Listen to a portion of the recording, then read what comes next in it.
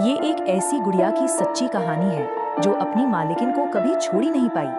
बात है 1918 के जापान की, जहां एक परिवार को इस सवाल का बड़ा ही खौफनाक जवाब मिला। ये कहानी शुरू होती है एक भाई के अपनी छोटी बहन किकुको के लिए प्यार से। किकुको अपने चौथे जन्मदिन पर बस एक ही चीज चाहती थी, एक खूबसूरत गुड़िया। लेकिन घर में पैसे नहीं थे, तो भाई इकिची ने एक महीने तक पाई पाई जोड़ी अपनी बहन के लिए। उसे एक दुकान में एक अनोखी गुड़िया दिखी, गहरी आंखें और लाल किमोनो वाली। किकुको ने गुड़िया का नाम ओकिकू रखा और बस वो दोनों कभी अलग नहीं हुए। लेकिन अफसोस, ये खुशियां परिवार में ज्यादा दिन टिक नहीं पाई। किकुको को मलेरिया हो गया और कुछ ही समय में उसकी मौत हो गई। परिवार ने उस गुड़िया को किकुको की याद में घर में एक शेल्फ पर रख दिया। और यहीं से शुरू हुआ असली खौफ।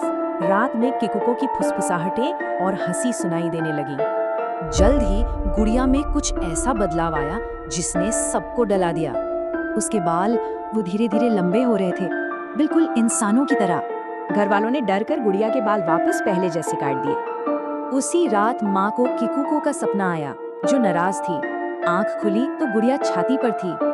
अगले 20 साल तक ये सिलसिला चलता रहा। फुसफुसाहटें, डरावने सपने और खुद ब खुद हिलती गुड़िया। आखिरकार तंग आकर पिता ने गुड़िया को पास के खेत में दफना दिया। लेकिन उसी रात दरवाजे पर जोर जोर से दस्तक हुई।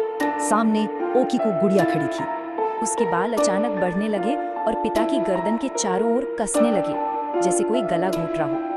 अब परिवार पूरी तरह हार मान चुका था। 20 साल का खौफ बहुत था।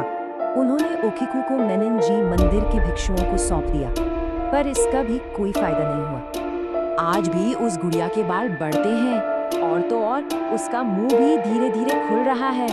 तो क्या ये सच में किकुको की आत्मा है या फिर कोई और ही शैतानी ताकत?